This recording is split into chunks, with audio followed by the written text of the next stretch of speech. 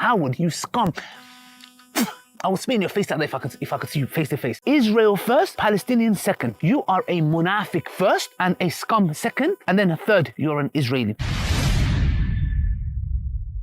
Just imagine the people back in the day when they would have to travel certain distances for months or even years.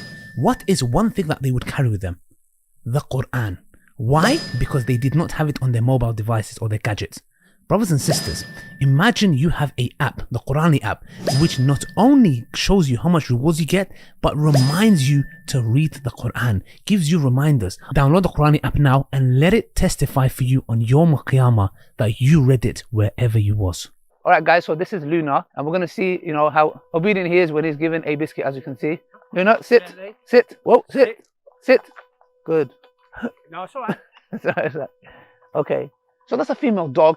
And as you can see, we came to his owner and asked for permission. He gave us a biscuit. You can see how much he has loyalty to his owner, his master that looks after him. So much so that as a random person who had a biscuit, he even listened to me when I said sit down. That's the loyalty of a dog. But not every person is loyal as a dog. And some dogs are better than some human beings, like Nas. This is what this individual, I don't think he's a Muslim, munafiq. He's probably munafiq. He's probably not even a Muslim. As far as I know, last time he said this person was a nifaq, hypocrisy. Here's what he has to say. This coward. Look what he has said. Personal thoughts. For the longest time, I struggled with my identity. You're a coward. You never had an identity. You are a coward. Like Malcolm X said, if you don't stand for nothing, you fall for anything. You are an absolute coward, yeah? A Palestinian kid born into Israel, like what the F? Okay, many of my friends refuse to this day to say the word Israel and call themselves Palestinians only. Why the hell should they accept it? Hey, you think everyone's a sellout like you coward? Huh? Bro, I wish I'd come across you in life. Not that I'm going to do anything to you. I would love to see you face to face. You coward. I'm not even Palestinian. But since I was 12, that did not make sense to me. So I decided to mix the two and become a Palestinian Israeli. I thought this term reflected who I was. Palestinian first, Israeli second. Just wait till the end, guys. Yeah, okay. But after recent events, I started to think, and then my thoughts turned to anger.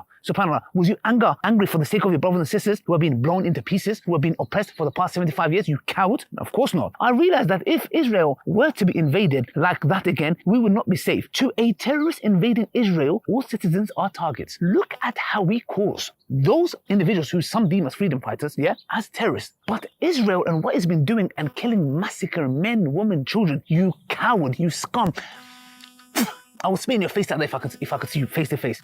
67 kids got killed, massacred. Did you say a single word? Did you call Israel a terrorist state? Never, you coward. And it reminds me of a couple of other individuals like Faris, and the rest who are quiet, who would never condemn Israel as well. Anyways, we will not be safe again to terrorists invading Israel. All citizens are targets. So look at the compassion he has. Yes, of course, innocent people, no problem. But to occupying forces, military individuals, there's a conflict that's going on. 900 Israelis died so far. More than 40 of them are Arabs, killed by other Arabs. And even two Thai people died too. And I do not want to live under a Palestinian government. You coward. You don't even deem yourself Palestinian, which means only I have one home, even if I am not Jewish, which is Israel. There you go, bro. This is literally a house Palestinian. Yes, if you get what I'm saying. That's where all my family lives. That's where I grew up. And that's the country I want to see continue to exist so I can exist. You cannot make this stuff up. Wallahi, this guy is, should I tell you something? If you was my brother, I would disown you, bro.